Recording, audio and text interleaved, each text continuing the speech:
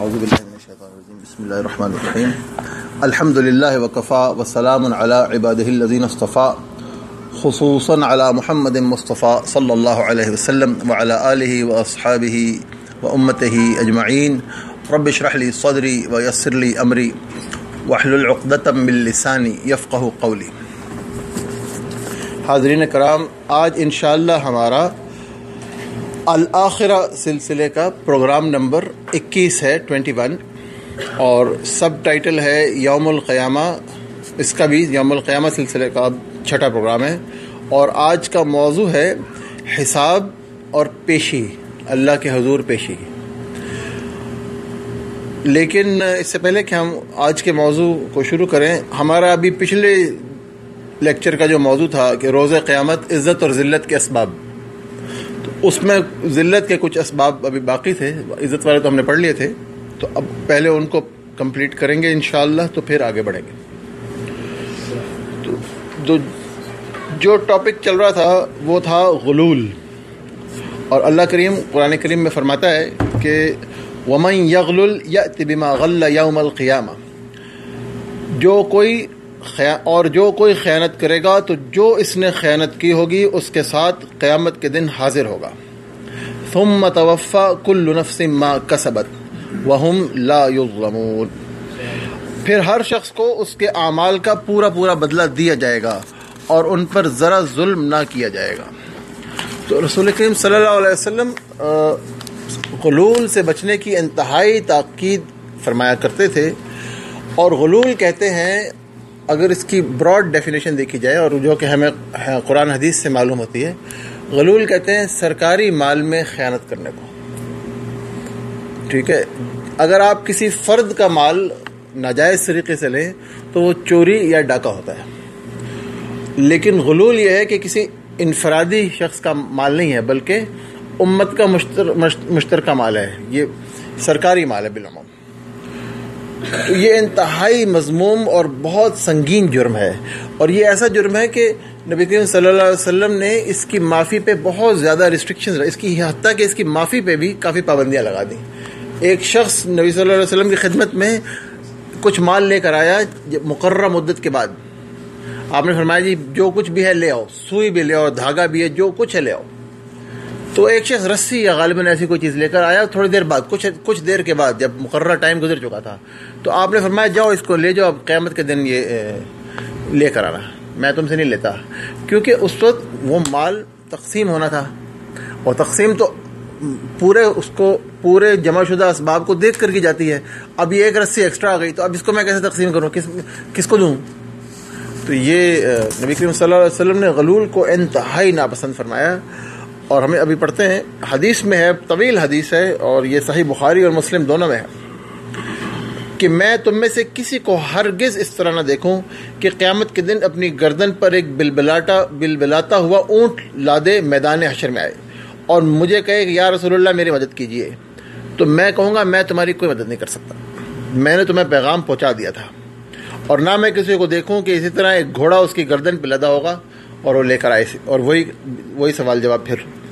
اور فرمایا کہ اسی طرح بکری کی مثال بھی دی، اور کہا کہ ہو سکتا ہے کسی چیختے چلاتے انسان کو سر پر لائے، کسی یہ بھی فرمایا کہ کسی کو اس طرح نہ دیکھوں کہ قیامت کے دن خاموش سامان اپنی گردن پر لادے میدان محشر میں آئے، یعنی آپ نے ساری ٹائپس بتا دی، مثلا سونا چاندی، جو بھی اسباب، مال و اسباب ہوتی، اور مجھ سے کہے کہ یا رسول اللہ میری مدد فرمائیے صلی اللہ علیہ وسلم، تو میں کہوں گا میں تمہارے لیے کچھ نہیں کر سکتا، میں نے تمہیں اللہ کا پیغام پہنچا دیا تھا۔ تو یہ تمام اقسام جو ہیں شدید حرام ہے، اور علماء نے بالکل اس کی تفسیر میں لکھا ہے کہ ملکی خزانے سے ناجائز روپیہ حاصل کرنا بھی غلول ہی ہے، ڈیفینیٹلی ہے، اور اگر حکام عوام سے حاصل کردہ ٹیکسوں میں خورد برد کریں یہ بھی غلول ہے، اور یہ بہت شدید غلول ہے۔ اگر حکمران ہی ڈاکہ مارنا شروع کر دیں تو پھر تو اللہ ہی حافظ ہے نا، پھر تو معاملہ ہی ختم ہے۔ اور اگر ملازمین اپنے اداروں سے ناجائز روپیہ حاصل کریں تو وہ بھی غلول ہے۔ ٹھیک ہے، وہ کہتے ہیں اس پہ خاص روایت ہے، اس خصوصاً یہ آخری بات کی، اور یہ آخری بات، یہ ساری باتیں ہمارے مسلمانوں میں بہت، اور ہمارے وطن عزیز میں خصوصاً اس کو سمجھتے ہیں کہ یہ تو مال مفت دل بے رحم ہے، کہ اس کو تو جتنا مرضی کھاؤ، ہے نا، ڈاکٹرز جو ہوتے ہیں, میں اپنی مثال لیتا ہوں, ڈاکٹرز جس اسپتال میں کام کر رہے ہیں اس کی دوائیاں, ڈاکٹر, فارماسسٹ, اسپتال کے ملازم, دوائیاں جو ہے کھلی بٹ رہی ہوتی ہیں نا, اپنے خاندانوں میں, اپنے گاؤں میں انہیں دوائیوں سے پریکٹس ہو رہی ہوتی ہے, ایسے ہی ہو رہا ہوتا ہے. اور جو کسی اور چیز میں ہے وہ اس سے جھولیاں بھر بھر کے لے جا رہا ہے اور جس کو دل کرتا ہے دے رہا ہے. تو یہ ساری خیانت کی اقسام ہے. غلول بیسیکلی کیا ہے؟ خیانت ہے, سرکاری مال میں خیانت. تو نبی صلی اللہ علیہ وسلم نے ایک صاحب کو زکوٰۃ اکٹھی کرنے کے لیے بھیجا. تو وہ ایک قبیلے سے جب زکوٰۃ لے کر آیا تو ساتھ اس کو قبیلے والوں نے کچھ تحفے تحائف بھی دیے. تو جب وہ زکوٰۃ کے جانور وغیرہ لے کر آیا تو کچھ جانور علیحدہ کر لیے اور نبی صلی اللہ علیہ وسلم کی خدمت میں حاضر ہوا اور کہا کہ یا رسول اللہ, یہ رہے آپ کے جانور یعنی سرکاری, اور یہ جو ہیں مجھے تحفے میں ملے ہیں. تو نبی صلی اللہ علیہ وسلم کو بہت غصہ آیا, لیکن آپ کی جو تھی عادت مبارکہ یہ تھی کہ اسی وقت منہ پر ڈانٹتے نہیں تھے, بلکہ اس کا طریقہ اور تھا, ورز کرتا ہوں ابھی. تو اس نے کہا جی یہ آپ کے جانور ہیں اور یہ مجھے تحفہ میں ملے. یعنی یہ تو رشوت ہے نا, سرکاری مال, سرکاری فرض کی ادائیگی میں تحفہ کیسے قبول کیا؟ تو اس نے جب یہ کہا تو اللہ کے رسول جب اگلی نماز کا وقت ہوا تو ممبر پر کھڑے ہوئے اور فرمایا, اس عامل کا کیا حال ہے جسے ہم کسی کام کے لیے روانہ کریں, وہ واپس آ کر کہتا ہے کہ یہ سب سامان میرا ہے اور وہ آپ کا ہے. وہ اپنے ماں باپ کے گھر میں کیوں نہیں بیٹھ جاتا, پھر دیکھیں کہ اس کو کیسے تحفہ ملتا ہے یا نہیں. قسم اس ذات کی جس کے ہاتھ میں محمد کی جان ہے, وہ ایسا جو بھی تحفہ قبول کرتا ہے قیامت کے دن اسے گردن پر اٹھائے میدان محشر میں آئے گا. ٹھیک ہے, تو یہ تحائف قبول کرنا یعنی یہ رشوت کا دروازہ صریحتاً جو ہے صریحاً اللہ کے رسول نے بند کر دیا. اسی طرح مال غنیمت میں سے یا بیت المال میں سے, سرکاری خزانے میں سے خلفائے راشدین اور صحابہ تو اتنی احتیاط کرتے تھے کہ بھئی اگر سرکاری کام کر رہے ہیں, آپ نے سنا ہوگا واقعہ عمر بن عبدالعزیز رضی رحمہ اللہ کا, کہ چراغ جو ہے وہ سرکاری کام کے لیے جلایا ہوا تھا, جو ہی پانی پینے اٹھے تو بجھا دیا, پھر آگے جلانا پڑے گا, ہے نا. لیکن یہ برداشت نہیں کیا بھائی ذاتی کام کے لیے, میں پانی پینے میرا ذاتی کام ہے, اس کے لیے چراغ سرکاری چراغ نہیں جلے گا. ٹھیک ہے, ایسے بہت واقعات ہیں. ایک جگہ سے تحفے میں بیت المال کے لیے عطر کی شیشیاں آئیں اور ان کا وزن کر کے ان کو جو تقسیم کرنا تھا. تو حضرت عمر رضی اللہ عنہ کی جو اہلیہ محترمہ تھیں, غالباً سیدہ عاتقہ رضی اللہ عنہا ان کا نام تھا, انہوں نے کہا کہ مجھے یہ عطر کو تولنا ایک فن ہے, ہر آدمی کو نہیں آتا. تو انہوں نے کہا مجھے آتا ہے تول کرنا, تو میں کرتی ہوں. حضرت عمر نے کہا تم سے نہیں میں یہ کام کراؤں گا, کوئی اور بندہ ڈھونڈ لیں گے جس کو یہ فن آتا ہو, تم کرو گی, تمہارے ہاتھ کو بھی عطر لگ جائے گا, وہ میرے گھر میں آئے گا. یہ ایسا نہ ہو کہ قیامت کے دن میرے اس پہ پکڑ ہو جائے کہ تو نے مسلمانوں سے زیادہ عطر ایکسٹرا کیوں استعمال کیا. اس حد تک انہوں نے کہا نہ بھائی تم نہ کرو. اور ایک سیب کام نہیں کروایا گا, تم رہنے دو, میرے سر نہ لگ جائے قیامت. اس طرح وہ اللہ سے ڈرتے تھے. اللہ کے حضور پیشی ابھی آ رہی ہے نا, وہ ایسی چیز ہے کہ ڈرنا چاہیے. جس کو پتا ہوگا وہ ڈرے گا, جو اس کو مانے گا. ایک اور حضرت عمر کا قصہ ہے, بہت قصے ہیں حضرت عمر کے اس معاملے میں. حضرت عمر کا ایک قصہ ہے کہ کسی نے ایک بیت المال کا سیب کہیں گر گیا, تو اب سیب کہاں سے, وہ کیا کرے اس کا. اس نے حضرت عمر کا کوئی پوتا نواسا پھر رہا تھا وہاں پہ بچہ, اس نے اٹھا کے اس کو پکڑا دیا. حضرت عمر نے دیکھا, وہ بھی اتنی نگرانی کرتے تھے, تو حضرت عمر نے دیکھا جو بچہ ہے وہ سیب کھا رہا ہے. انہوں نے کہا یہ کہاں سے آیا؟ انہوں نے کہا جی فلاں انکل نے دیا ہے. ٹھیک ہے نا, انکل کی پیشی ہو گئی کہ آپ نے اس کو کہاں سے دیا. انہوں نے کہا جی وہ بیت المال کا سیب تھا تو گرا ہوا تھا, تو میں نے. حضرت عمر نے کہا تمہیں عمر کے گھرانے سے برا کوئی گھر نہیں ملا تھا جو تم اس کو سرکاری مال کھلا رہے ہو. ان کی ٹھیک ٹھاک سرزنش ہوئی. اور ایک دفعہ کیا ہوا کہ عبداللہ بن عمر رضی اللہ عنہ خود بڑے فقیہ ہیں, بہت بڑے صحابی ہیں, اور بدر اور احد کے سوا تمام جنگوں میں شریک رہے ہیں, بہت سینئر آدمی ہیں, تو لیکن ہے حضرت عمر کے بیٹے. تو انہوں نے کچھ اونٹ خریدے عراق سے, اپنے مال سے, مال غنیمت میں جو ان کو ملا تھا. تو انہوں نے کہا جی یہ مدینہ بھجوانے. تو انہیں دنوں ایک سرکاری قافلہ جا رہا تھا مدینہ, تو جو اس کے رئیس تھے غالباً حضرت ابو موسیٰ اشعری رضی اللہ عنہ تھے. انہوں نے کہا کہ ہمارا قافلہ تو جا رہا ہے, تم اپنے اونٹ ہمارے ساتھ بھجوا دو. ان بیچاروں نے کہا ساتھ لے جاؤ. ٹھیک ہے, اچھا پھر یہ طے کیا انہوں نے کہا یار ساتھ بھجوانے کے علاوہ اب رستے میں کچھ ہو جائے ڈیمیج. تو ابو موسیٰ اشعری نے کہا کہ ایسا کرتے ہیں, میں بیت المال کی طرف سے تمہارے اونٹ خرید لیتا ہوں. اس کے حکمران تھے، وہ حاکم تھے لوکل. انہوں نے کہا میں خرید لیتا ہوں اور وہاں جا کے تم دوبارہ خرید لینا، رستے میں کوئی نقصان ہو تو تمہارا نقصان نہیں ہوگا. ٹھیک ہے، یہ ڈیل ہو گئی. انہوں نے کہا ٹھیک ہے. وہ جناب جب اونٹ پہنچے مدینہ منورہ اور پتہ چلا یہ عبداللہ بن عمر کے اونٹ ہے، تو سب کی ان کی جو ذمہ دار تھے ان کی بھی طلبی ہو گئی، عبداللہ بن عمر کی بھی طلبی ہو گئی. اور کہا جی یہ کیا کیا آپ نے؟ تو انہوں نے کہا جی یہ تو اس طرح کیا، میں تو ہم نے کوئی حرام کام تو نہیں کیا. انہوں نے کہا جی کہ یہ سارے رستے وہ کہتے ہوں گے یہ امیر المومنین کے اونٹ ہیں، ان کو ذرا خاص چراؤ، ان کے لیے خاص وہ کرتے ہوں گے خدمت. ٹھیک ہے، اور تمہارے لیے تمہارے علاوہ اور کتنوں نے کیا یہ کام کہ اس طرح بیچ کے خریدنے کا کام کر رہی ہے. یہ تمہیں اسپیشل پریویلیج ملا ہے. جو پیسہ ایکسٹرا تمہیں اس میں سے ملا ہے سارا واپس، ایک پیسہ تم اس میں کماؤ گے نہیں، اور اپنے اونٹ واپس لو اور دوبارہ یہ حرکت مت کرنا. ان کو ٹھیک ٹھاک ڈانٹ پڑ گئی. تو جو آدمی اس کو اصل میں اردو کا محاورہ ہے کہ یتیم کا مال سمجھ کے ہڑپ کر جاتے ہیں. یتیم کا مال ہڑپ کرنے پر قرآن کریم میں لکھا ہے کہ جو یتیم کا مال ناجائز کھائے گا وہ اپنے پیٹ کو سوائے آگ کے کسی چیز سے نہیں بھر رہے. تو حضرت عمر کو یہ بات پتہ تھی نا، اور وہ اس بات پہ ایمان رکھتے تھے. تو یہ لہٰذا یہ سارے معاملے غلط ہیں. تحفہ لینے سے بھی یہی ہوتا ہے کہ جب آپ کسی سے تحفہ لے لیتے ہیں تو وہ پھر جو ہے امیر لوگوں کا کام آرام سے ہوگا. امیروں کا ایک قانون بن جائے گا، اس کے آگے وہ تھوڑے سے نظر نیچی ہو جائے گی، اور غریبوں کے لیے بیچاروں کے لیے الگ قانون ہوگا. اور جو کہ پریسائسلی ہو رہا ہے. اگر آپ خربوں کھا لیں تو آپ کو کوئی نہیں پکڑے گا، اور آپ چھوٹی موٹی بیچارے کوئی چوری کر لیں تو آپ کے لیے دن رات مار ہے تھانوں میں. بہرحال تو یہ سختی سے ممنوع ہے، انتہائی بہت بڑا جرم ہے. اور اللہ کے رسول نے کہا میں بالکل کوئی ہیلپ نہیں کروں گا، پہلے بتا دیں. اچھا، اگلا ہے غاصب. غاصب وہ شخص ہے جو روپے، پیسے یا عہدے یا اثر و رسوخ کے بل پر کسی کی کوئی شے چھین لے. یہ ایک مہذب قسم کا ڈاکہ ہے، سمجھے، ہے نا. ہتھیار کے بل پہ نہیں بلکہ اپنی طاقت کے ویسے اثر و رسوخ کی وجہ سے. بالعموم یہ ہوتا ہے کہ غصب کرنے کے لیے جو ہے زمین غصب کی جاتی ہے.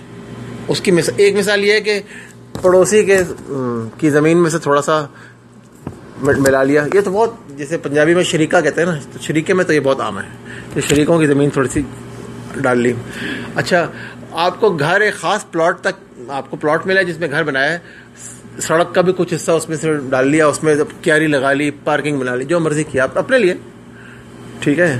تو نبی صلی اللہ علیہ وسلم فرماتے ہیں، حدیث ہے صحیح بخاری میں اور مسلم میں، کہ جس نے کوئی اراضی ناحق حاصل کی، کوئی زمین، اسے روزہ قیامت 7ویں زمین تک دھنسایا جائے گا.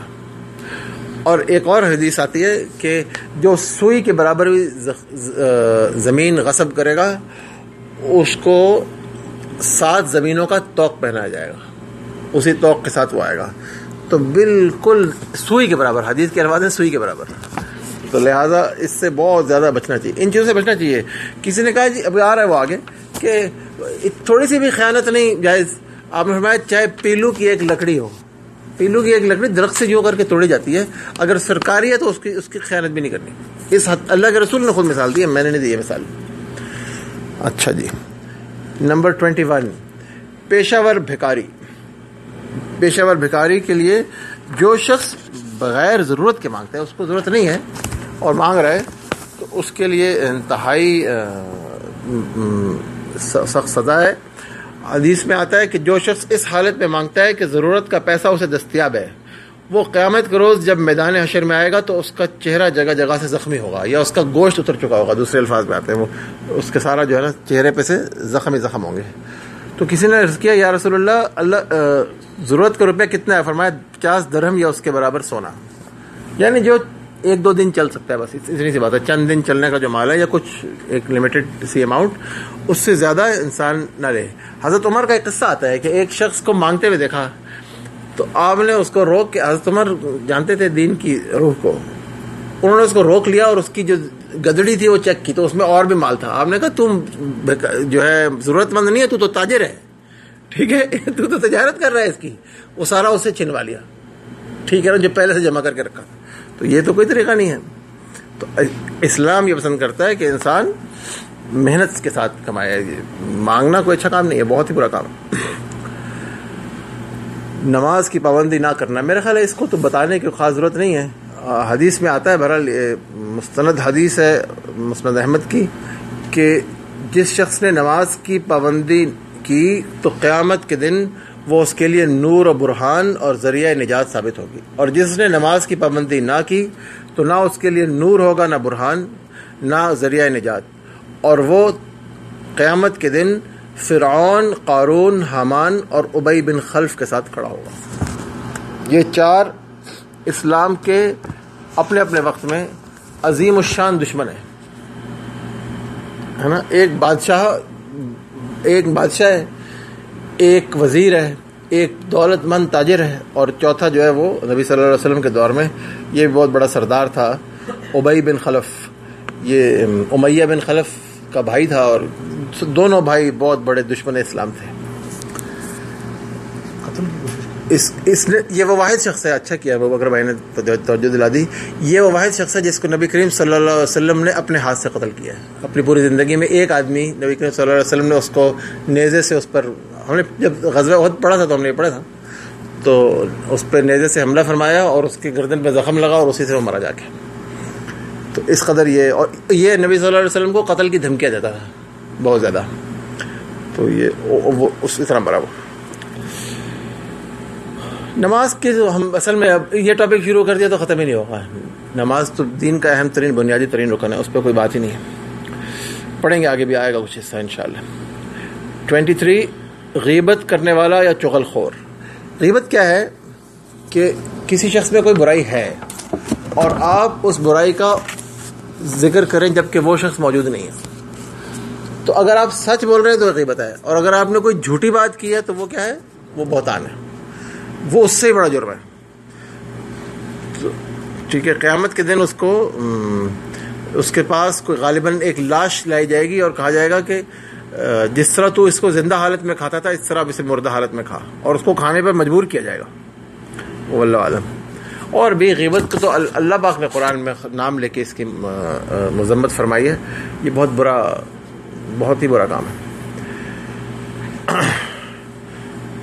وہ شخص نمبر 24، وہ شخص جس کے دو چہرے ہوتے ہیں، ایک کے منہ پہ آپ کی تعریف کرے گا، دوسرے کے پاس جا کے آپ کی چغلی کرے گا، آپ کے سامنے کہے گا آپ بہت اچھے ہیں اور پیچھے سے آپ کی جڑیں کاٹے گا۔ وہ کہتے ہیں اس کو میٹھی چھری بھی کہہ سکتے ہیں، ایسے یہ بہت بڑی منافقت ہے، اور قیامت کے دن اس کے منہ کے اندر آگ کی دو زبانیں ہوں گی، دونوں آگ کے اندر سے بیچارے کا منہ جلے گا اس دن، اور یہ بخاری مسلم دونوں میں آئے ہیں۔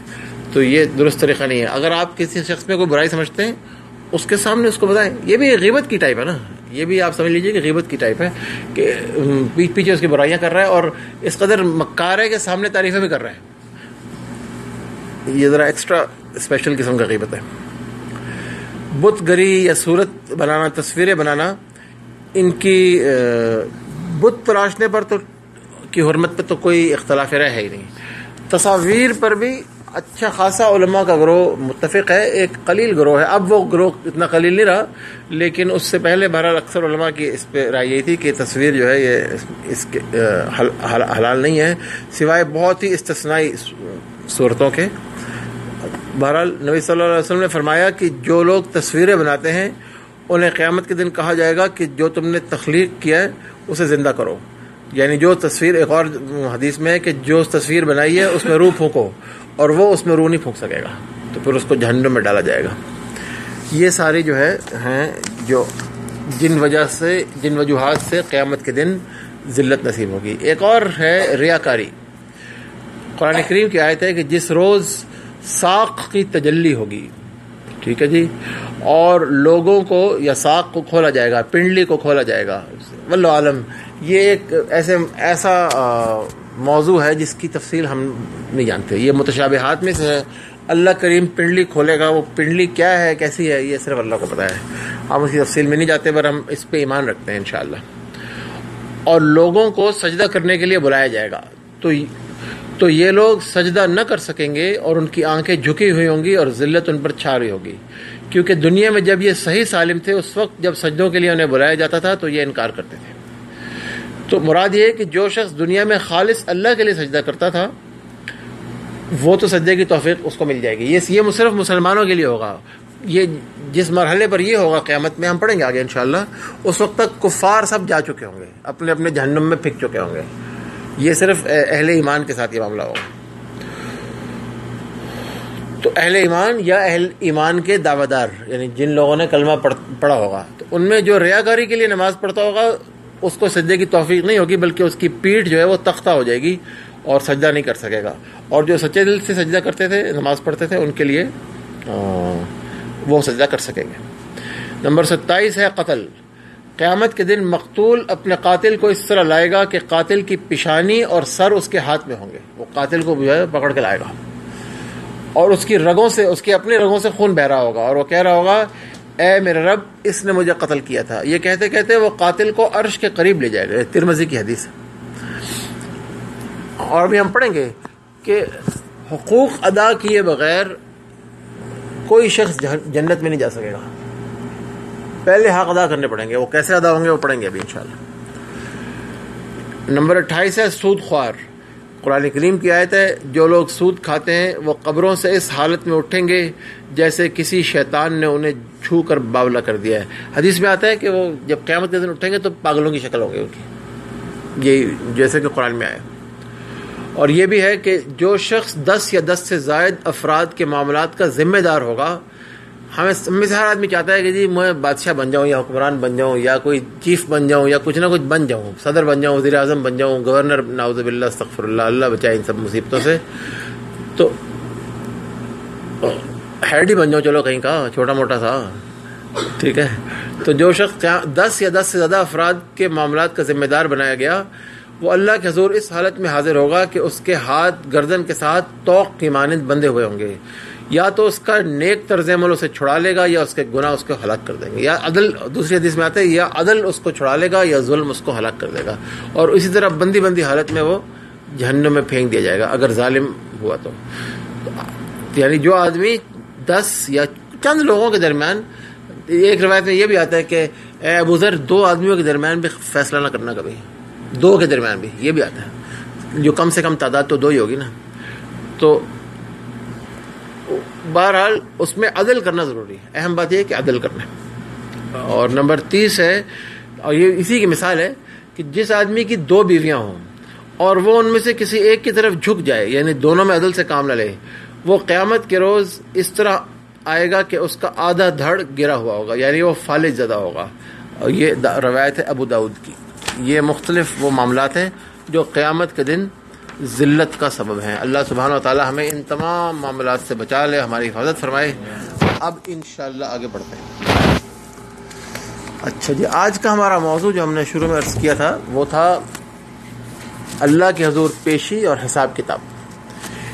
اس پیشی اور حساب کتاب کے یہ تھوڑا سا عرض کرنا ضروری ہے کہ مختلف مراحل ہیں.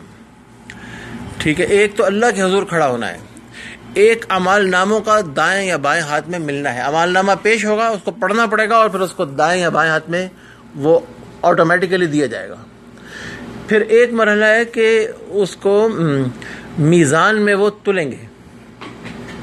ٹھیک ہے، تو بھائی وہ یہ، اور پھر دیکھا جائے گا بھی اس کے اعمال نامہ بھاری ہے یا ہلکا ہے. ایسے ہی ہے نا جی. تو یہ سارے معاملات جو ہیں، یہ ایک اور بھی ہے کہ حساب کتاب ہوگا، اس سے پوری جرا کی جائے گی، بھئی کیا کیا کیا نہیں کیا. بعض کے ساتھ کی جائے گی، بعض کے ساتھ نہیں کی جائے گی.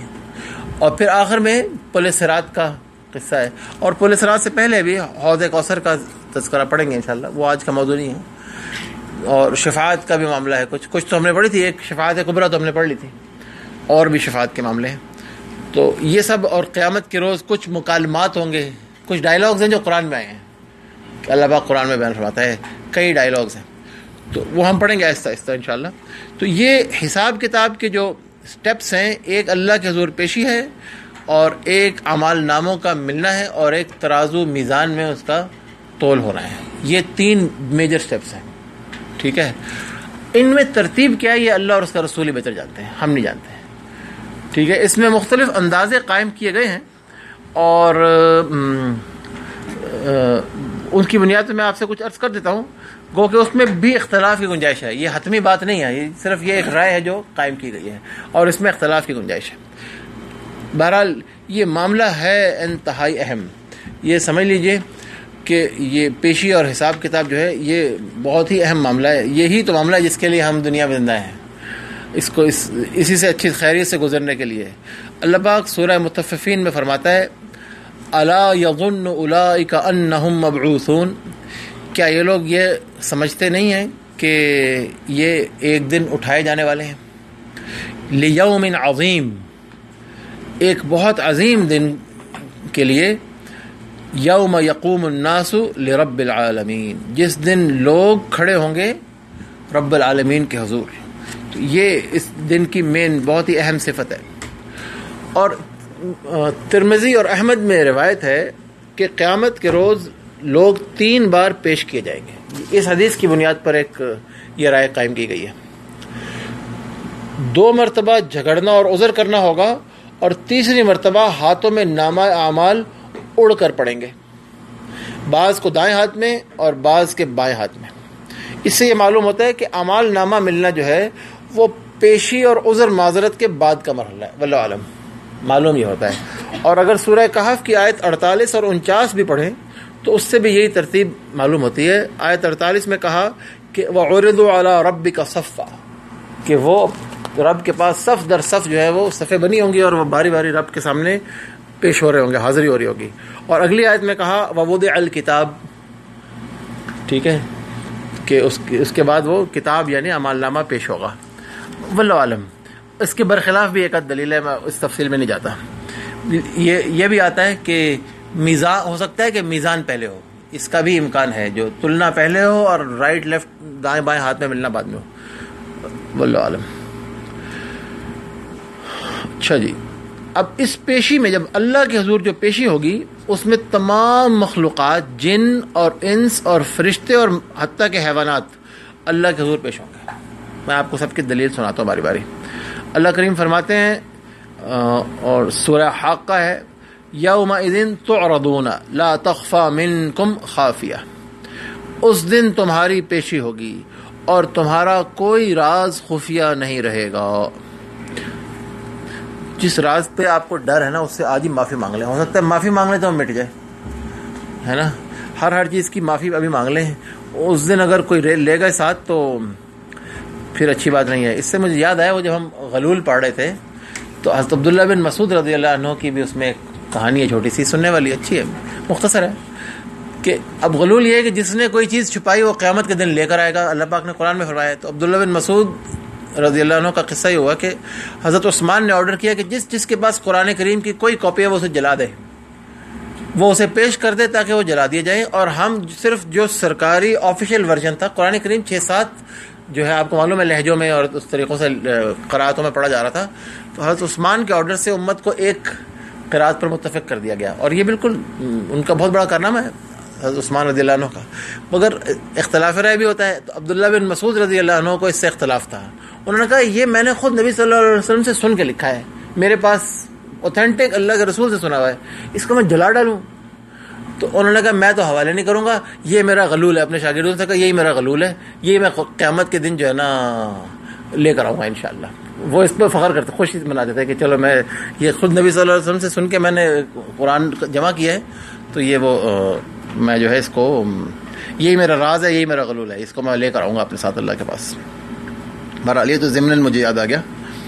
تو ایک اور جگہ اللہ فرماتا ہے وَعُرِضُوا عَلَىٰ رَبِّكَ صَفًّا، اور وہ تیرے رب کے پاس صف در صف پیش کیے جائیں گے. لَقَدْ جِئْتُمُونَا كَمَا خَلَقْنَاكُمْ أَوَّلَ مَرَّةٍ، اور ان سے کہا جائے گا بے شک تم ہمارے پاس آ گئے ہو جیسے ہم نے تمہیں پہلی بار پیدا کیا تھا. بل زعمتم، بلکہ تمہارا تو یہ خیال تھا، تمہیں یہ زوم تھا، الن نجعل لکم موعدا، کہ ہم نے تمہارے لیے وعدے کا کوئی وقت مقرر کیا ہی نہیں ہے. کوئی موعد، ہم آج کل کہتے ہیں موعد کس کو کہتے ہیں؟ اپوائنٹمنٹ کو کہتے ہیں. کہ تمہاری ہمارے ساتھ کوئی، آج کی زبان میں کہیں گے اپوائنٹمنٹ ہی نہیں تھی. اپوائنٹمنٹ تھی، آپ سے گم ہو گئی تھی حضرت، ہے موجود ہے نا. اپوائنٹمنٹ ہے ہماری سب کی اللہ کے ساتھ، اور گم نہیں کر سکتے. مسئلہ یہ ہے مس بھی نہیں کر سکتے، وہ ہونی ہے. اچھا جی، اس پیشی میں ہر ایک سے پوچھا جائے گا بھی تم نے کیا کیا تھا، کیا تم نے رسولوں کا کہنا مانا تھا. یہ بہت طویل معاملہ ہے. یہ یاد رکھیں، ہم نے بہت پہلے پڑھا تھا 2-3 لیکچرز پہلے، کہ سینکڑوں اور بعض روایتیں میں آتا ہے ہزاروں سال تو حساب کتاب اور پیشی شروع ہی نہیں ہوگی. یہ اب اس کے شروع ہونے کے بعد قصہ شروع ہو رہا ہے. ایسے ہی ہے نا، ہم نے پڑھا تھا نا، لوگ سینکڑوں سال ویٹ کریں گے اور انتظار کے بعد شفاعت کے ساتھ پھر پیشی شروع ہوگی. تو یہ وہ قصہ ہے. تو اللہ فرماتا ہے ان الینا ایابہم، بے شک ہماری ہی طرف ان کی واپسی ہے. ثم ان علینا حسابہم، پھر ان کا حساب لینا بھی ہماری ذمہ داری ہے. اب حساب کتاب میں کیا ہوگا کہ اللہ سبحانہ و تعالیٰ عدل اور انصاف کو پسند فرماتا ہے اور اس کی صفت ہے یہ. اور مختلف لوگوں سے نعمتوں کا اور اعمال کا حساب ہوگا، اور مختلف لوگوں کا حساب مختلف طریقوں سے ہوگا. 70,000 افراد امت مسلمہ میں سے ایسے ہوں گے جو بغیر حساب کے پاس ہو جائیں گے. یہ تو بہت ہی خوش قسمت لوگ ہیں. اللہم اجعلنا منہم. اور ہر 1000 کے ساتھ 70,000 اور، ہر ایک کے ساتھ نہیں، ہر 1000 کے ساتھ. یعنی علماء نے لکھا ہے کہ تقریباً 49 لاکھ لوگ ایسے ہوں گے امت مسلمہ میں سے جو بغیر حساب کے پاس ہو جائیں گے، بغیر حساب کے سیدھے جنت میں جائیں گے.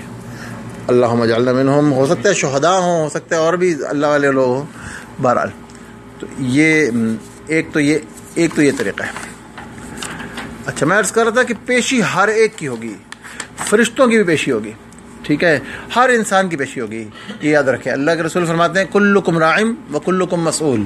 تم میں سے ہر شخص راعی ہے، ہر شخص نگہبان یا نگران ہے، اور ہر ایک کی کوئی نہ کوئی مسئولیت ہے.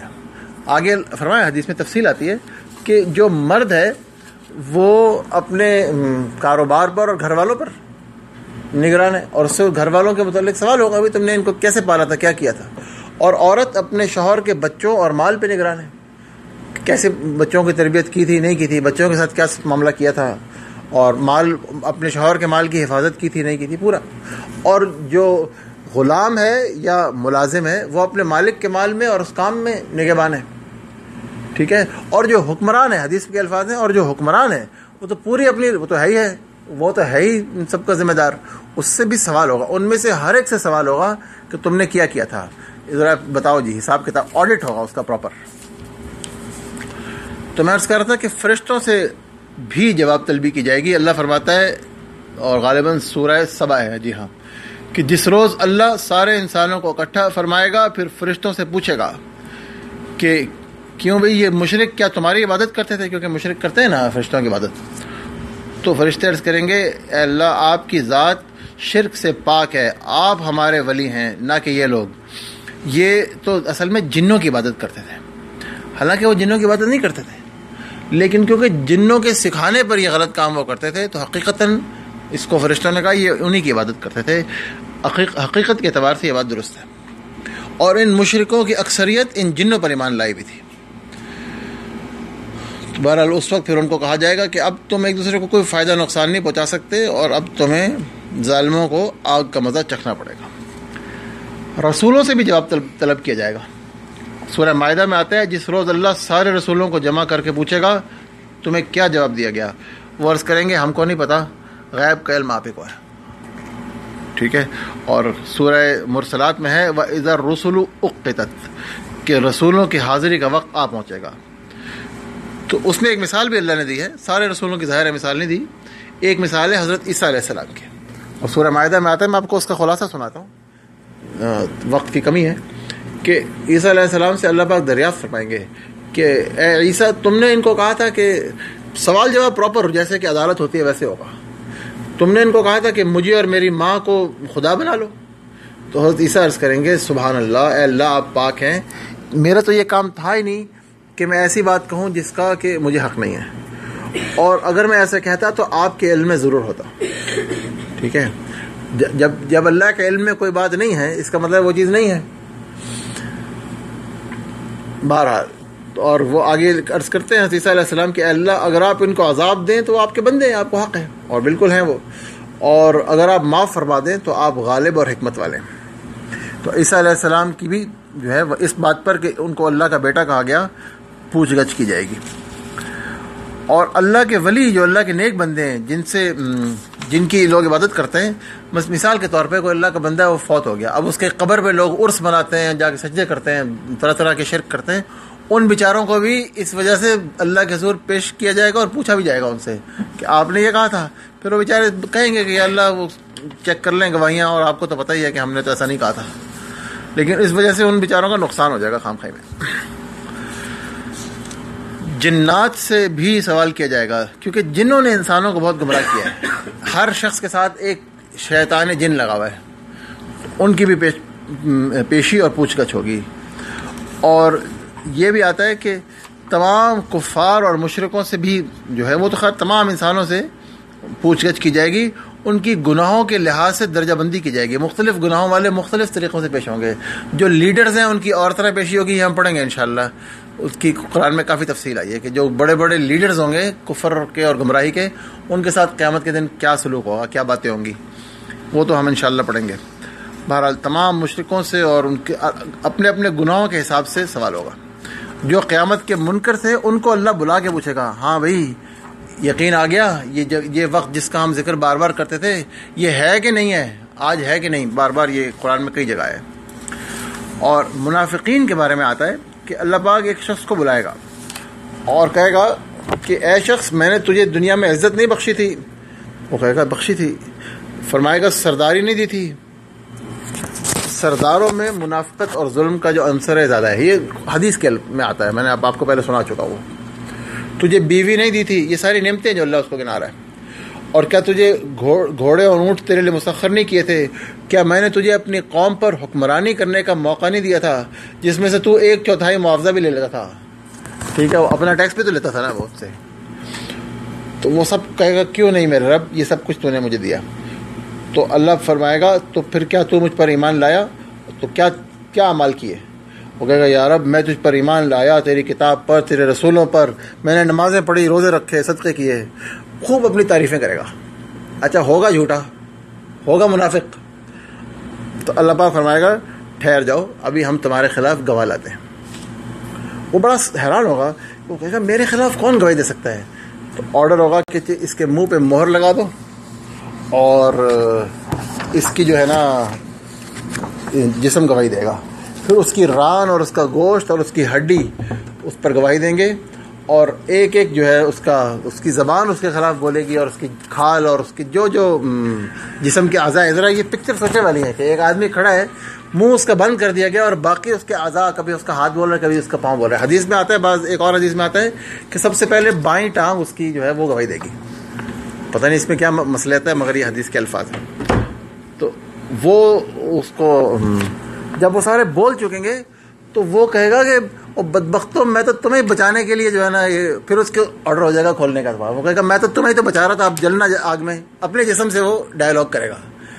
بہرحال یہ سارا ہو. یہ صحیح مسلم کی روایت ہے. حدیث کے الفاظ ہیں کہ یہ شخص منافق ہوگا جس پر اللہ سبحانہ و تعالیٰ سخت ناراض ہوگا. اچھا جی، یہ تو ہمارا کچھ بیسک انٹروڈکشن ہے. یہ انٹروڈکشن ہے صرف ابھی پیشی کا. اب ہم پڑھتے ہیں. ہم نے عرض کیا تھا کہ کچھ لوگ تو جنت میں چلے جائیں گے بغیر حساب کے. کچھ لوگ ہوں گے ان سے بہت آسان حساب لیا جائے گا. کچھ ایسے لوگ ہوں گے جن سے بہت آسان حساب ہوگا. مثال کے طور پر حدیث ہے، یہ طبرانی اور ابن حبان کی اور حسن درجے کی حدیث ہے. اللہ کے رسول فرماتے ہیں کہ تم لوگ قیامت کے روز جمع کیے جاؤ گے اور اعلان کیا جائے گا کہ امت محمدیہ میں سے جو فقراء صلی اللہ علیہ وسلم فقراء اور مساکین ہیں وہ کہاں ہیں؟ تو وہ کھڑے ہو جائیں گے. ان سے پوچھا جائے گا ہاں بھائی تم لوگ کیا عمل کرتے تھے؟ وہ عرض کریں گے اے ہمارے رب، آپ نے ہمیں مصائب اور آلام میں رکھا اور ہم نے صبر کیا. اموال اور حکومت تو آپ نے دوسرے لوگوں کو عطا فرمائے تھے. جن سے پوچھا جائے بھی آپ نے ان کے ساتھ کہ ہمیں تو نہ مال ملا، نہ کوئی حکمرانی ملی، نہ اثر و رسوخ ملا، کچھ ملا ہی نہیں، ہم بیچارے تو مارے ہی کھا رہتے تھے بیچارے. مراد یہ ہے، میں عرض کر رہا ہوں اس کی تشریح میں. تو اللہ عز و جل فرمائے گا تم سچ کہتے ہو. اور نبی صلی اللہ علیہ وسلم نے فرمایا کہ فقراء اور مساکین دوسرے لوگوں سے پہلے جنت میں چلے جائیں گے اور دولت مند اور حکمران سخت حساب کے لیے پیچھے رہ جائیں گے. بہت شوق ہے جی حکمران بننے کا لوگوں کو، یہ بڑی مصیبت ہے. اور ایک اور حدیث میں آتا ہے کہ فقراء اور مساکین 500 سال پہلے، اور بعض روایتوں میں آتا ہے کہ آدھا دن پہلے جو ہے وہ چلے جائیں گے. اچھا یہ تو ہے عام فقراء اور مساکین. اس میں سے تھوڑا سا غور و فکر کریں. اگر کسی کو اللہ کے راستے میں تکلیف پہنچائی گئی، مارا گیا، گالی دی گئی، قید کیا گیا، یہ بہت کامن ہے، یہ بہت عام چیز ہے. انبیاء کی سنت ہے کہ ان کو اٹھا کے جیل میں پھینک دیا جاتا ہے. یوسف علیہ السلام کی سنت ہے نا، اور بھی ہے. اور آج دنیا میں بہت کامن ہے. جو کوئی نیک آدمی ہے اس کو اٹھا کے غائب کر دو، یہ بالکل عام بات ہے. کچھ نہیں ہوتا, کوئی شخص کہیں جاتا نہیں ہے, کوئی چیز کہیں نہیں, ایک سکہ, ایک اٹھنی اور ایک پیسی بھی کہیں جاتا نہیں ہے. اللہ کی حکمرانی سے باہر نہیں جاتا کچھ بھی. تو میں سوچا تھا کہ ان کے لیے کتنے بڑے درجات ہوں گے, ہے نا. وہ شاید انہیں میں سے ہوں جن کو جو پہلے 70,000 ہیں, واللہ عالم. یہ کہ جن کو, اور یہ سورہ آل عمران کی آیت ہے نا, کہ جو لوگ میرے راستے میں جو ستائے گئے اور میرے گھروں سے نکالے گئے اور جنہوں نے قتال کیا اور قتل ہوئے, میں ان کے لیے جو ہے ان کے لیے اللہ پاک نے خاص مقام تیار کر رکھے ہیں. تو یہ بھی ایک اہم معاملہ ہے کہ جو لوگ اللہ کے راستے میں ستائے گئے ان کے لیے بہت بڑے بڑے وعدے ہیں. اچھا جی, اور بھی چند لوگ ہوں گے جن سے بہت ہلکا حساب لیا جائے گا. مثال کے طور پہ ہم پڑھ چکے ہیں ایکچولی پہلے کہ جو دوسرے لوگوں کے ساتھ آسانی کا معاملہ کرتا ہوگا جو شخص, اس کو قیامت کے دن آسانیاں عطا ہوں گی. جو اللہ سے ہر حال میں ڈرتا ہوگا, یہ ہم سب پڑھا تھا پہلے, اس کو بھی آسانیاں عطا ہوں گی. تاجروں کے لیے بڑا موقع ہے. دیکھیں عجیب بات ہے, ابن ماجہ کی حدیث ہے اور یہ صحیح حدیث ہے کہ یعنی سند کے اعتبار سے, کہ جس نے کسی مسلمان کا خریدا ہوا مال واپس لے لیا, یہ تاجروں کے لیے. مال بیچا آپ نے, اگلے دن وہ لے آیا, 3 دن بعد لے آیا استعمال کر کے, نہیں جی نہیں مجھے نہیں مزہ آیا, پسند نہیں آئی. ٹھیک ہے, تو ہم تو لکھ کے دکان پہ لکھ کے رکھتے ہیں خریدا ہوا مال واپس نہیں ہوگا. تو اس کا مطلب یہ ہے کہ مجھے جو ہے وہ قیامت کے دن آسانی نہیں چاہیے. یہ بھی ایک اس کا ترجمہ اسی جملے کا ہو سکتا ہے نا. تو اللہ کے رسول فرماتے ہیں جس نے کسی مسلمان کا خریدا ہوا مال واپس لے لیا, اللہ تعالیٰ قیامت کے دن اس کے گناہ معاف فرما دے گا. لوٹ سیل ہے بھائی, دیکھ لیں. ویسے یہ بہت اہم چیز ہے, میں جسٹ آپ کا 1 منٹ ضائع کرتا ہوں اس پہ, کہ امریکہ میں یہ بزنس کے لیے بہت ہی فائدہ مند بات ہے کہ آپ بیچا ہوا مال واپس لے لیں اور بحث نہ کریں. امریکہ میں بعض چینز ہیں سٹورز کی, اور بڑی چلتی ہیں چینز, ایسی تو نہیں بن گئی. ٹھیک ہے, وہ کہتے ہیں کہ اگر ایک شخص مجھ سے, ان کا ایک اونر ہے, اس کا میں نے کال پڑھا تھا, کہ اگر ایک شخص مجھ سے کوئی جوتا خرید کے لے کے جائے, 10 سال پہن کے واپس آئے اور کہ یار نہیں ادھر جوتا ٹھیک نہیں ہے مجھے واپس لے, تو میں کہوں گا لا بھائی واپس کر دیں, کوئی مشکل نہیں. کیوں کہتے ہیں ایسا کروڑ میں سے کوئی ایک ہوتا ہے جو بےمانی کرتا ہے. عام لوگ اس طرح نہیں کرتے. جب ان کو واقعی نہیں سوٹ کرتی جو چیز, وہی واپس لاتے ہیں. ورنہ پاگل آدمی جو واپس لائے, اس نے استعمال کرنی ہے. تو جب اس کو ایک چیز نہیں اچھی لگ رہی, پرابلم ہو رہا ہے, میں اسے واپس لے لوں گا, تو وہ بقیہ عمر کے لیے میرا گاہک بن جائے گا. This makes perfect business sense. یہ ایکچولی بہت اچھی پریکٹس ہے, مگر مسلمانوں کو تو اس پہ اجر بھی مل رہا ہے. ان کو دونوں ہی چیزیں نہیں چاہیے, نہ اچھا بزنس چاہیے نہ اجر چاہیے. ان کو تو اجر نہیں مل رہا, کفار بیچاروں کو. بہرحال اللہ کے رسول نے دعا سکھائی. ایک دن حدیث میں آتا ہے کہ اللہ کے رسول دعا فرما رہے تھے کہ اللہم حاسبنی حسابا یسیرا, اے اللہ مجھ سے آسان حساب جو ہے لینا. تو حضرت عائشہ صدیقہ سن رہی تھیں, تو انہوں نے عرض کیا یا رسول اللہ کہ آپ نے تو فرمایا تھا کہ فَأَمَّا مَنْ أُوتِيَ كِتَابَهُ بِيَمِينِهِ فَسَوْفَ يُحَاسَبُ حِسَابًا يَسِيرًا, کہ جس کے ہاتھ میں دائیں ہاتھ میں دیا گیا تو اس سے تو آسان حساب ہوگا. یہ آسان حساب کیا چیز ہے جو آپ مانگ رہے ہیں؟ تو وہ تو ہوگا ہی ہوگا, حساب تو ہوگا. تو نبی صلی اللہ علیہ وسلم نے فرمایا کہ دیکھو وہ صرف پیشی ہے, وہ صرف یہ ہے کہ پیشی ہوگی اللہ کے حضور, اور پھر اس سے درگزر کیا جائے گا. جس سے بحث کی گئی اور پوچھا گیا یہ کام کیوں کیا تھا, یہ کام کیوں نہیں کیا تھا, وہ مارا گیا.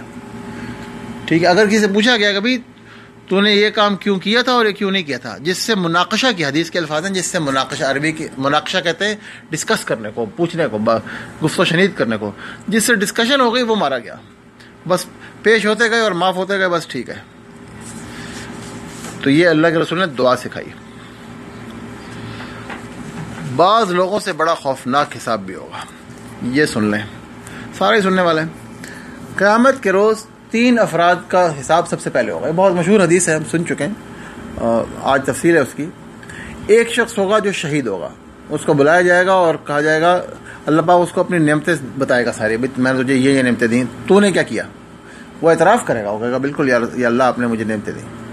تو وہ کہے گا اللہ میں نے تیری خاطر قتال کیا اور لڑتے لڑتے شہادت پائی. اللہ فرمائے گا تو جھوٹ بولتا ہے, تو نے صرف اس لیے قتال کیا تھا کہ کہا جائے کہ وہ بڑا بہادر ہے. وہ کہا گیا, تجھے بہادر کہہ دیا گیا. اب تم نے اللہ کے لیے نہیں کیا یہ کام, اب دنیا کے لیے کیا. ایسا ہو گیا، اس کو کہا گیا، حکم ہوگا اس کو منہ کے بل گھسیٹ کر جہنم میں پھینک دو۔ دوسرا ایک عالم ہوگا، بڑا جناب اس نے قرآن پڑھا ہوگا اور علم حاصل کیا ہوگا اور خوب آگے خوب پڑھایا ہوگا، بڑے اس کے جناب شاگرد واگرد ہوں گے، بڑا جناب اس شیخ ہوں گے بہت بڑے، کوئی عالم دین ہوں گے بہت بڑے کوئی، اس کو بھی بلا کر یہی سوال جواب ہوگا، وہ بھی اعتراف کرے گا۔ پھر اللہ اس سے پوچھے گا تو نے کیا کیا؟ وہ کہے گا اللہ میں نے تو علم حاصل کیا اور اس کی تعلیم آگے دی اور تیری رضا کے لیے قرآن پڑھا۔ اللہ فرمائے گا جھوٹ بولتا ہے، تو نے اس لیے علم حاصل کیا تھا کہ لوگ کہیں وہ بڑا عالم ہے، اور قرآن تو نے اس لیے پڑھا تھا کہ کہا جائے وہ قاری ہے۔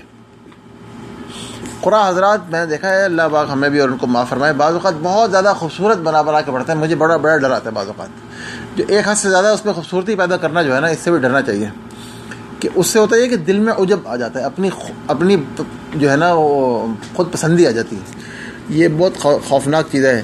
دنیا میں 4 دن تعریف ہو اور 5ویں دن آدمی مر جائے اور پھر اس کو جہنم میں پھینک دیا جائے، اس سے کیا فائدہ ہوا علم دین حاصل کرنے کا؟ استغفر اللہ۔ تو یہ اہم بات ہے، کام خالصتاً اس سارے اس سے ہمیں یہ پتہ چل رہا ہے معاملے سے کہ اہم ترین چیز اخلاص ہے، یہ سمجھ لیں، یہ کہیں نہیں گیا، اور بٹوین دا لائنز ہر چیز میں یہ چیز ظاہر ہے نا، بین السطور یہی پتہ چل رہا ہے کہ اخلاص کے بغیر کوئی عمل قبول نہیں ہے، یہ بہت اہم ہے۔ اور صحابہ اپنے اخلاص کی بہت حفاظت کرتے تھے، یہ تو خیر پھر کبھی پڑھیں گے انشاءاللہ۔ خیر، اور تیسرا ایک شخص ہوگا جو بہت مال و دولت والا ہوگا، اس کو بھی بلایا جائے گا اور اللہ اس کو بھی یہی سوال جواب کرے گا، اور وہ کہے گا اے اللہ میں نے تو کوئی جگہ ایسی نہیں چھوڑی جس میں روپیہ خرچ کرنا تجھے پسند ہو اور میں نے اس میں خرچ نہ کیا ہو، میں نے بہت پیسے خرچ کیے تیرے راستے میں۔ اس کو بھی اللہ یہ فرمائے گا جھوٹ بولا، تو نے صرف اس لیے کیا تھا کہ تجھے کہ کہا جائے وہ سخی ہے، سو کہا گیا، اس کو بھی منہ کے بل جہنم میں پھینک دو۔ اللہم لا تجعلنا منہم، اللہ پاک ہمیں ان میں شامل نہ فرمائے۔ اچھا جی، تو ہم کر رہے تھے کہ یہ بات پڑھ رہے تھے کہ بہت سے ایسے لوگ، 70,000 لوگ بغیر حساب کے جنت میں جائیں گے۔ یہ وہ لوگ ہوں گے جو دم نہیں کرواتے اور بدشگونی نہیں لیتے اور صرف اپنے رب پر توکل کرتے، یہ ان کی خاص صفات ہے۔ بدشگونی نہ لینا کیا ہے کہ کوئی چیز نظر آئی، کوئی بات ہوئی، ہاں جی یہ منحوس ہے، کسی کو منحوس سمجھنا یا کہنا، کسی بات کو، معاملے کو، سفر کا مہینہ منحوس ہے، کالی بلی گزر گئی، کفار کا تو بہت سارے ہیں، سیڑھی کے نیچے نہیں چلنا، کریک پہ قدم نہیں رکھنا، بلیک فرائیڈے the 13th، پتہ نہیں کتنے ان کے ہاں بیچاروں کے ہاں توہمات ہیں۔ مسلمان ان میں سے کسی چیز پر یقین نہیں رکھتا ہے، ٹھیک ہے؟ مسلمان کس کو مانتا ہے؟ اللہ کو مانتا ہے اور تقدیر پر ایمان رکھتا ہے۔ اچھا جی، حساب کتاب کے کچھ اصول و ضوابط ہوں گے، ٹھیک ہے جی۔ پہلا اصول یہ ہے کہ مکمل عدل و انصاف ہوگا۔ اللہ فرماتا ہے جس شخص نے جو کچھ کیا ہوگا اس کو پورا بدلہ دیا جائے گا، کسی پر ذرہ بھی ظلم نہیں ہوگا۔ اور ایک اور جگہ اللہ فرماتا ہے بے شک اللہ ذرہ برابر بھی ظلم نہیں کرتا۔ اور جو کوئی نیک عمل کرے گا، خواہ وہ مرد ہو یا مومن، یہ ایک اور جگہ ہے، خواہ وہ مرد ہو یا عورت، جبکہ وہ مومن ہو، تو ایسے لوگ جنت میں داخل ہوں گے اور ان پر ذرہ بھی ظلم نہیں ہوگا۔ تو اور ایک حدیث قدسی ہے اور غالباً یہ صحیح مسلم میں ہے کہ اے میرے بندو، میں نے ظلم کو خود پر حرام کر دیا ہے اور تمہارے درمیان بھی حرام کیا ہے، اس لیے ایک دوسرے پر ظلم نہ کرو۔ تو اللہ سبحانہ و تعالیٰ بالکل ظلم نہیں فرمائے گا۔ حدیث تو بہت طویل ہے اور اس کا آخری حصہ ہے کہ اے میرے بندو، میں یہ تمہارے ہی اعمال ہیں جو شمار کر کے رکھ رہا ہوں، اور بعد ازاں ان کا پورا بدلہ تمہیں دے دوں گا۔ تو جو کوئی خیر پائے وہ اللہ کا شکر ادا کرے، اور جو خیر کے سوا کچھ اور پائے وہ اپنے آپ کو الزام دے۔ دوسرا پوائنٹ یہ ہے کہ جس نے جو بویا ہوگا وہی اسے کاٹے گا، یعنی ایک کی سزا دوسرے باپ کی سزا بیٹے کو نہیں ہوگی۔ ولا تکسب کل نفس الا علیہا ولا تزر وازرۃ وزر اخری، کوئی شخص ایسا گناہ نہیں کمائے گا کہ جس کا وبال خود اسی پر نہ ہو، اور کوئی بوجھ اٹھانے والا کسی دوسرے کا بوجھ نہیں اٹھائے گا۔ اور ایک اور جگہ فرمایا جس نے ہدایت حاصل کی تو وہ اپنے نفس کے لیے ہدایت حاصل کرے گا، اور جس نے گمراہی کی تو وہ اپنے آپ کو ہی گمراہ کیا۔ کوئی بوجھ اٹھانے والا کسی دوسرے کا بوجھ نہیں اٹھائے گا، ہر شخص کو اپنی اپنی سزا اور جزا ملے گی۔ ہر آدمی تنہا اور الگ الگ حاضر کیا جائے گا۔ بہت بڑے صدر محترم ہیں، فرعون ہے، بش ہے، جو بھی جو آپ کو نام برا لگتا ہے آپ بڑے بڑے فرعونہ میں سے آپ لے لیں، 20 25 لاکھ فوج ہے ان کی. کہتے ہیں فرعون کی فوج جو تھی 25 لاکھ کی فوج تھی. امریکہ کی فوج بھی تقریباً 25 سے 30 لاکھ کے درمیان ہے. یہ ایک عجیب بات ہے، لیکن اس طرح ہی ہے. آپ پڑھ لیں جا کے. تو اول تو وہ ساری فوج آ بھی جائے تو وہ کسی ایک فرشتے کی پھونک کے برابر بھی نہیں ہے. لیکن اس دن آپ اپنے پروٹوکول کے ساتھ نہیں آ سکیں گے. بادشاہ سلامت، حکمران صاحب، صدر صاحب ہے نا، اکیلے آئیں گے. ہر شخص فردن حاضر ہوگا. اللہ فرماتے ہیں کہ وَكُلُّهُمْ آتِيهِ يَوْمَ الْقِيَامَةِ فَرْدًا. اب الگ الگ آنا پڑے گا. يَوْمَئِذٍ يَصْدُرُ النَّاسُ أَشْتَاتًا. جس دن لوگوں کو نکال کے لایا جائے گا اکیلا. ٹھیک ہے. لِيُرَوْا أَعْمَالَهُمْ. تو پھر ان کو ان کے اعمال دکھائے جائیں گے. تو آپ اپنے بہت بڑے جس گروہ پر آپ کو کسی جرنیل کو یا کسی صدر کو یا وزیر اعظم کو بہت کوئی فخر و تکبر ہے، وہ اس کے کام نہیں آئے گا. وہ بیچارہ ان میں سے ہر ایک خود ہی فردن مار کھا رہا ہوگا یا جو بیٹھا ہوگا حساب دے رہا ہوگا. یہ بھی اس کا ایک قانون ہے. میں دیکھ رہا ہوں کہ اب جو ہے ماحول کچھ گمبھیر ہو چکا ہے ہمارے اس کا عام اس کے بنسبت ہیں.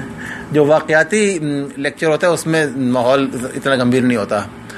تو لیکن آپ یہ سوچیں، ابھی تو بہت باقی ہے کہ یہ تو ابھی آپ صرف سن رہے ہیں تو ہمارا یہ حال ہے. تو جس دن یہ ہو رہا ہوگا تو کیا حال ہوگا، وہ کیسا دن ہے، اس کی تیاری تو کرنی چاہیے نا. ہم اگر آپ کہتے ہیں تو یہاں رہو، ابھی تو ٹائم ہے ہمارے پاس. کتنا ٹائم ہے؟ ابھی تو 50 منٹ ہے. ہم یوزلی 70 منٹس لیتے ہیں، لیکن ہم روک بھی سکتے ہیں. لیکن یہ سوچنے کی بات ہے کہ اس کی تیاری ہم کیا کر رہے ہیں. ابھی تو پیشی شروع نہیں ہوئی، ابھی تو ہم صرف اس پیشی کا انٹروڈکشن پڑھ رہے ہیں، ہے نا. ابھی اچھی والی باتیں ہوئی ہیں، ابھی تو دوسری والی باتیں باقی ہیں. ابھی گواہیاں باقی ہیں، بہت کچھ باقی ہے. روک دیں یہاں پر یا چلیں آگے؟ کیا رائے آپ لوگوں کی؟ آگے چلیں؟ اچھا چلتے ہیں. اچھا، میں آپ سے عرض کر رہا تھا کہ کوئی کسی دوسرے کا بوجھ نہیں اٹھائے گا، لیکن اللہ قرآن میں فرماتا ہے کہ قیامت کے دن وہ اپنے کامل بوجھ بھی اٹھائیں گے اور کچھ اور بوجھ بھی جنہیں وہ بغیر علم کے گمراہ کرتے تھے. اور یہ تو سورہ نحل کی آیت ہے. اور سورہ عنکبوت میں ہے کہ یقیناً وہ اپنے بوجھ اور اپنے بوجھوں کے ساتھ کئی اور بوجھ بھی ضرور اٹھائیں گے. تو ان دونوں میں تطبیق کیا ہے؟ آسان ہے. جو شخص بھی کسی دوسرے شخص کو کوئی بات بتاتا ہے بھی کہ یار اس طرح کرنا چاہیے، اس کو اس کے برابر جزا یا سزا ملتی ہے. ٹھیک ہے. حدیث کے الفاظ ہیں، میں آپ کو الفاظ سناتا ہوں. الدال علی الخیر کفاعلہ. کہ جو شخص خیر کی طرف بلاتا ہے وہ ایسا ہی ہے جیسے اس نے وہ خیر خود کی، بھلائی کا کام خود کیا. اور دوسری حدیث کے الفاظ ہے کہ کرنے والے کے اجر میں کوئی کمی نہیں آئے گی، دونوں کو اجر ملے گا برابر، اور کرنے والے کو کوئی کمی نہیں ہوگی. ٹھیک ہے. بلکہ اور مسلم اور ترمذی کی روایت میں من دل علی خیر، جس نے خیر کی طرف بلایا، فلاح مثل اجر فاعلہ، اس کے لیے بھی ایسا ہی اجر ہے جیسا کہ کرنے والے کے لیے. اور بالکل یہی بات اس کے لیے کہی گئی کہ جس نے کسی برائی کی طرف بلایا. ہر وہ شخص جو دنیا میں قتل ہوتا ہے، ہر قتل جو دنیا میں ہوتا ہے، اس کا ایک حصہ کس کو ملتا ہے؟ آدم علیہ السلام کے اس بیٹے کو جس نے اپنے بھائی کو قتل کیا تھا. تو لہٰذا یہ وہ بوجھ ہیں کہ جو اب کسی نے بڑا اچھا بتایا تھا کہ ایک آدمی نے فیس بک پہ وہ بہت فحش پکچر بھیجا کرتا تھا. ایک نوجوان تھا، عربی نوجوان تھا، وہ بے حیائی کی پکچر بھیجتا تھا اور وہ آگے سے آگے چلتی جاتی تھی. اس کو اچانک موت آ گئی، اپنا اکاؤنٹ بھی کلوز نہیں کر سکا. اب وہ پتہ نہیں کہاں سے کہاں پہنچ گئی بیچارے کی. اس کا صدقہ جاریہ جو تھا وہ اس طرح کا بن گیا. تو کتنے لوگوں کا اس کو گناہ ملے گا بیچارے کو. خیر، تو یہ سارا معاملہ اس طرح ہوگا. اس میں دوسروں کو اگر کسی برائی کی طرف لے کے گئے تو اس کا وہ بھگتنی پڑے گی، اور اگر بھلائی کی طرف لے کے گئے تو اس کا اجر ملے گا انشاءاللہ. ایک رول یہ ہے کہ نیکیاں تو 10 سے 700 گناہوں کے ملیں گے. جو نیکی آپ نے کی ہے کم سے کم 10 اس کا ملے گا، اور 700 بھی مل سکتی ہے، اور اس کے علاوہ بھی اضعافا مضاعفہ اور اضعافا کثیرہ بھی ہزاروں لاکھوں گناہوں کا بھی ملے گی. ہر نیکی کا اجر 10 سے 700 گنا تک ہے. لیکن روزہ میرے لیے ہے اور اس کا اجر میں خود دوں گا، یہ حدیث ہے. ٹھیک ہے. اور بھی بہت سے اعمال ہیں جن پر بہت زیادہ کا وعدہ ہے. اور یہ بھی آتا ہے کہ اگر آپ نیکی کی نیت کریں لیکن آپ کر نہیں سکے تو آپ کو وہ نیکی کرنے کا ثواب مل جائے گا. اور گناہ میں یہ نہیں ہے، گناہ اتنا ہی ملتا ہے جتنا کیا. ٹھیک ہے. جو شخص، اور یہ قرآن کریم کی آیات سے ثابت ہے، قرآن میں یہ لکھا ہے، یہ ساری باتیں جو ہیں وہ حتیٰ کہ 700 کی بھی جو مثال ہے سورہ بقرہ کی آیت میں ملتی ہے، اور 10 گنا بھی قرآن میں لکھا ہے، اور یہ بھی لکھا ہے کہ کئی گنا ملے گا. یہ سب لکھا ہے.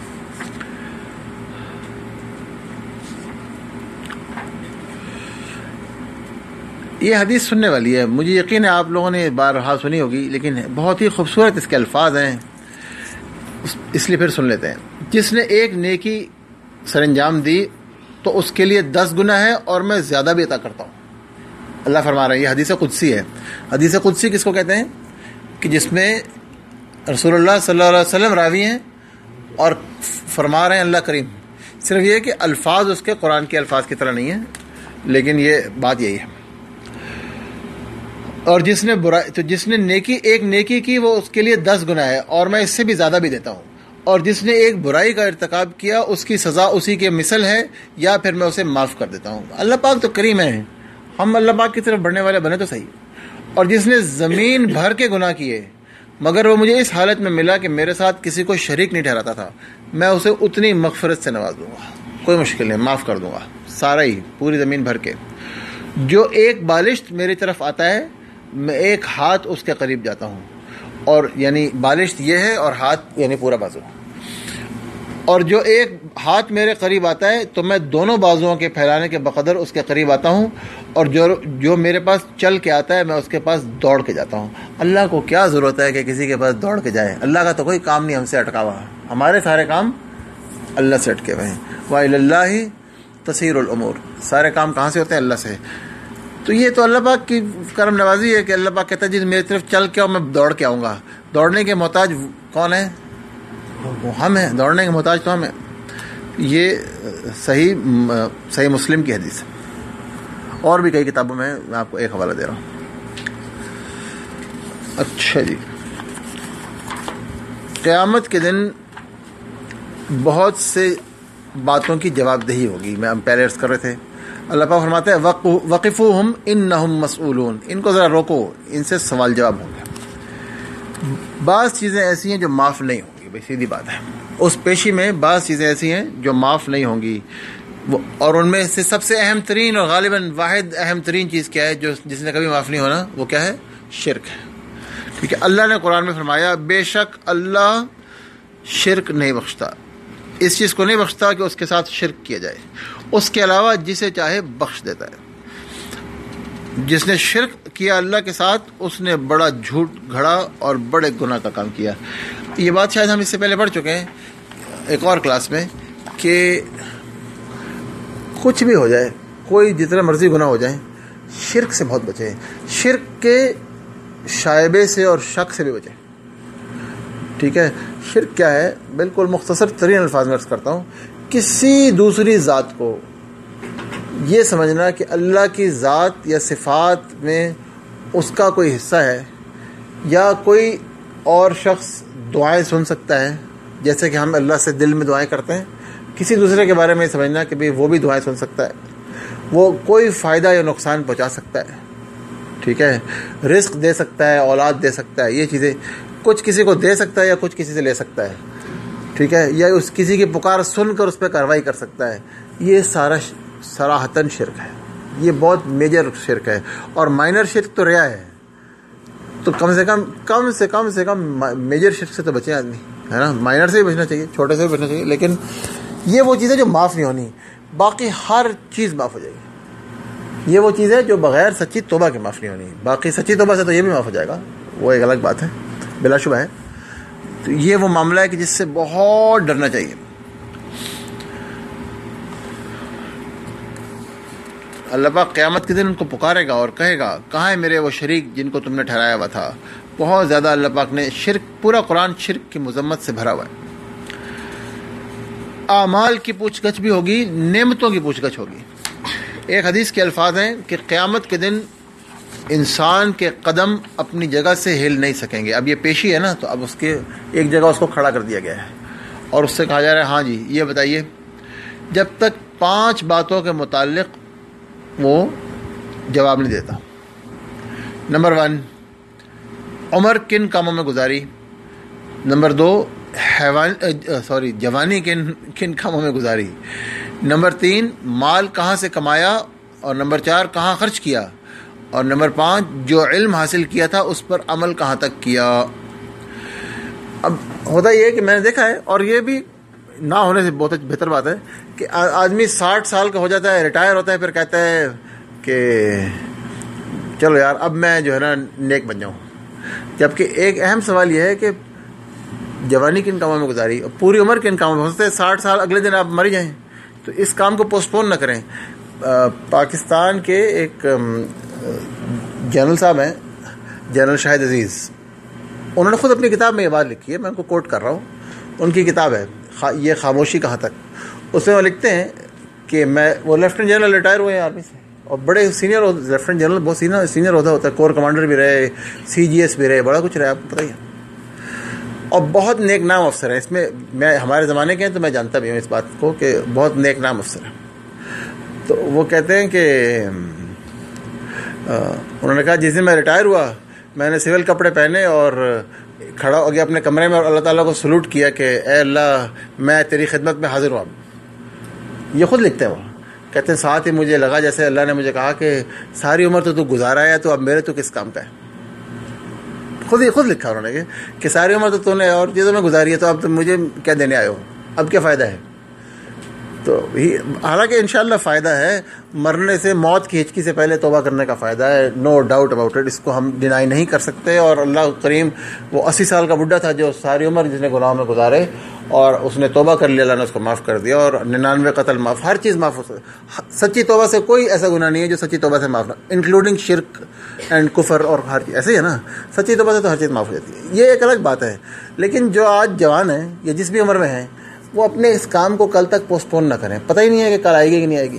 دوسرا یہ سوال بھی ہے، اور اس سوال میں بہرحال اس کا جواب دینا ہے، تو کوشش کریں کہ جوانی سے ہی جو ہے نا اللہ کے بندے بنے۔ دوسرے، جوانی میں اللہ کے فرما بردار ہونے کا ایک بہت بڑا فائدہ ہم نے پڑھا تھا کہ اللہ کے عرش کا سایہ نصیب ہوگا، پڑھا تھا نا ہم نے، تو یہ بھی ایک اس کی دوسری بات ہے۔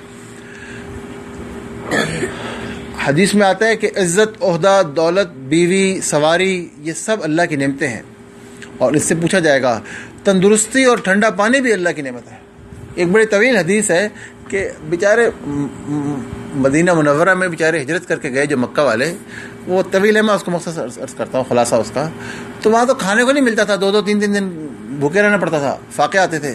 تو ایک دن حضرت عمر رضی اللہ عنہ اور نبی کریم صلی اللہ علیہ وسلم اور غالباً حضرت ابوبکر رضی اللہ عنہ ایک انصاری کے باغ میں چلے گئے۔ اب وہ ان دنوں خوش قسمتی سے باغ میں پھل آ گیا تھا، تو ان کو وہ کھجوریں انہوں نے لا کے دیں اور کہا بھی کھائیں، اور ٹھنڈا پانی بھی لے آئے، اور بیچاروں کو پتہ نہیں کتنی دیر بعد کھانا نصیب ہوا تھا، تو بیٹھ کے کھانے لگ گئے۔ جب کھانے لگے تو اللہ کے رسول نے فرمایا کہ یہ وہ نعمتیں ہیں جن کا سوال ہوگا، ثم لتسألن یومئذ عن النعیم۔ جب آپ نے فرمایا کہ سوال ہوگا تو حضرت عمر بیچاروں نے ہاتھ روک لیا۔ حضرت عمر نے کہ یا رسول اللہ یہ تو اتنی مشکل سے تو یہ ملتی ہے، ان پہ بھی سوال بھی ہوگا، اس کا بھی جواب دینا پڑے گا۔ تو اللہ کے رسول نے فرمایا جواب ہر چیز کا، جو نعمت اللہ نے دی ہے اس کا جواب دینا پڑے گا، کبھی کیا تم نے کیا کیا، نعمت کی کیا قدر کی۔ تو ایک صاحب نے حضرت عبداللہ بن عمر سے پوچھا کہ حضرت ہم فقراء مہاجرین میں سے نہیں ہیں، یعنی ہمیں کیا نعمتیں ملی ہیں، ہم تو فقراء ہیں۔ تو حضرت عبداللہ بن عمر نے ان سے پوچھا کہ آپ کے پاس رہنے کو گھر ہے؟ انہوں نے کہا جی وہ تو ہے۔ انہوں نے کہا پھر تو آپ امیر آدمی ہیں۔ تو ان صاحب نے کہا میرا تو ایک خادم بھی ہے۔ تو حضرت عبداللہ بن عمر نے کہا کہ پھر تو آپ بادشاہ ہیں، پھر آپ کو کس نے کہا کہ آپ فقراء میں سے ہیں؟ استغفر اللہ۔ تو یہ ایسا نہیں ہے۔ اور آدمی سے اس کی سماعت اور بصارت اور عقل کے متعلق بھی پوچھا جائے گا کہ ان قوتوں کو کن مقاصد کے لیے استعمال کیا گیا۔ یہ سورہ اسراء کی، سورہ بنی اسرائیل جسے کہتے ہیں، اس کی آیت ہے۔ تو ان میں سے ایک ایک چیز کا سوال ہوگا کہ بھی اس کی میں تشریح کرتا ہوں کہ حضرت قتادہ کا قول ہے کہ اگر تم نے کچھ نہیں دیکھا تو یہ مت کہو کہ میں نے دیکھا ہے، بولو نہیں دیکھا، نہیں پتا۔ اگر کچھ نہیں سنا تو یہ مت کہو کہ سنا ہے، اگر تم کو علم نہیں ہے تو یہ مت کہو کہ مجھے علم ہے۔